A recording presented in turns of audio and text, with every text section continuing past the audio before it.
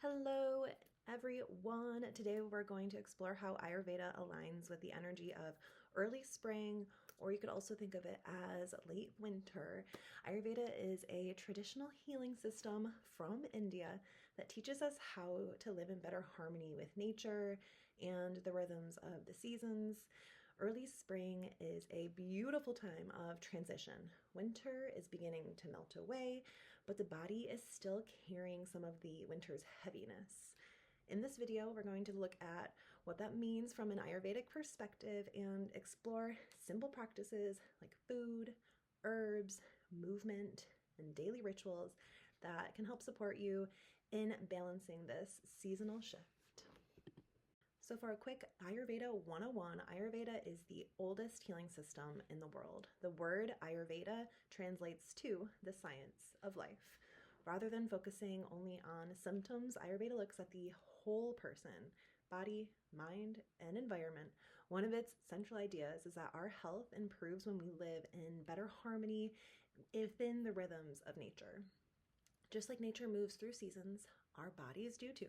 So Ayurveda encourages us to adjust things like our diet, our movement, our sleep, our self-care routines, depending on the specific time of year. These small seasonal shifts can make a huge difference in how we feel. And let's do a quick review of the different doshas. So Ayurveda describes three primary energies in nature and in the body, which are called doshas. The first is vata, which is made of air and space. Vata governs the movement in the body and is connected with creativity, flexibility, and change. The second is pitta, which is made up of the elements of fire and water. Pitta governs digestion, metabolism, transformation. And then there is Kapha, which is made of earth and water elements. Kapha provides our structure, our stability, and our nourishment. We all have a unique balance of these energies, but they also shift throughout the seasons. And this is how they shift through the seasons.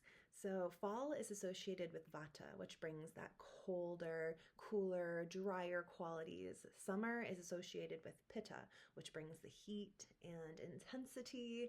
And then winter and early spring are associated with kapha, which carries the qualities of earth and winter. Think heaviness, coolness, moisture.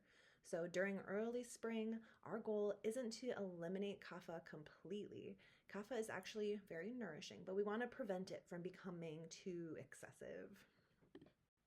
Early spring is a transition season. So during winter, kapha energy tends to accumulate in the body. We naturally eat heavier foods, we sleep more, and we move less. This is completely normal and supportive during those colder months. But as the weather begins to warm up and the snow is melting, all of that stored kapha in our bodies begins to soften and to move.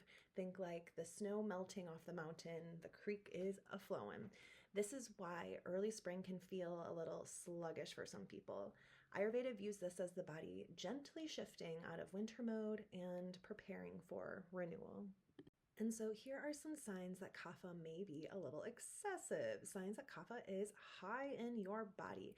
You may notice certain signs in early spring through different feelings of heaviness, sinus congestion, allergies, just feeling slow or sleepy, craving sugar, or just feeling like it's really hard to wake up in the morning. People can experience more mucus, puffiness, sluggish digestion, and just this overall feeling of being unmotivated or stuck. From an Ayurvedic perspective, this is actually a very natural seasonal pattern. It simply means that the body is responding to the shifts from winter to spring. Ayurveda recommends introducing practices like lightening, warming, and stimulating to restore that balance. One of the simplest ways to support the body during early spring is through food as medicine. During winter, we often crave those heavier foods like breads and dairy, the comfort meals. But in early spring, Ayurveda encourages us to start moving toward lighter and more warming foods. This looks like leafy greens, asparagus, lentils, ginger, turmeric, warm soups, warm teas. At the same time, reducing things like heavy dairy, fried foods, excessive sugar can really help prevent kapha from building up too much. Herbs are also wonderful allies during this time. Nettle, my favorite, is incredibly supportive in spring. It's rich in minerals and often used to support seasonal allergies.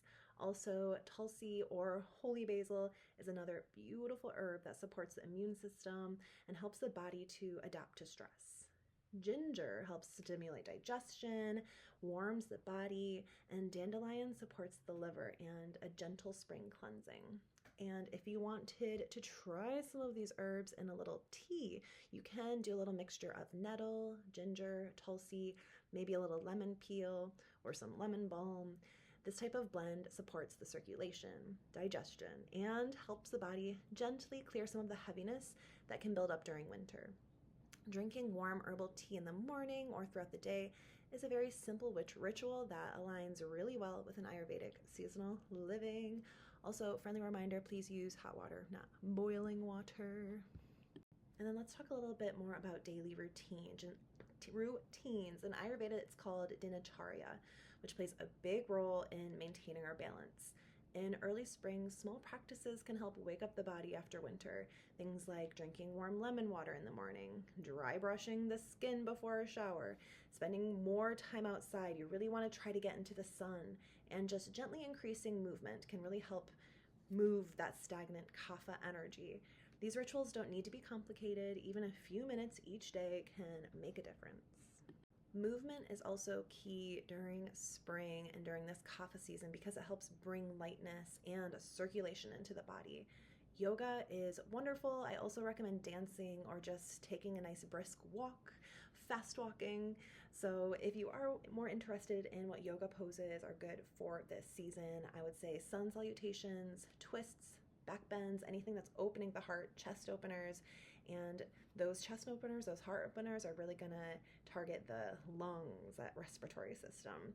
These types of movements help stimulate the energy, support all of our body systems, and help us also alleviate maybe some spring allergies.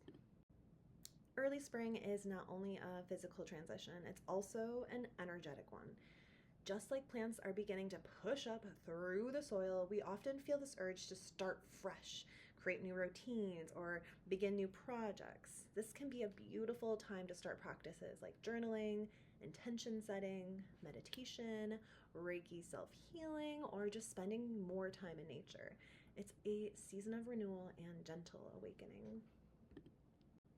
I like to think of early spring as an invitation to reflect. Just like the snow is melting into puddles and you can see the reflections of the trees and yourself, you may want to ask yourself questions like, what feels ready to grow in your life?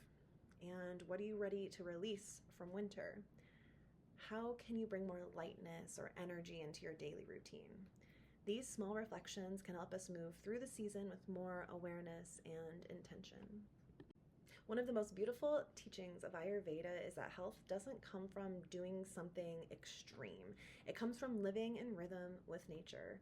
Early spring reminds us that renewal happens slowly and gently by supporting the body with warming foods, nourishing herbs, movement, simple daily routines. We can transition out of winter feeling more balanced and energized.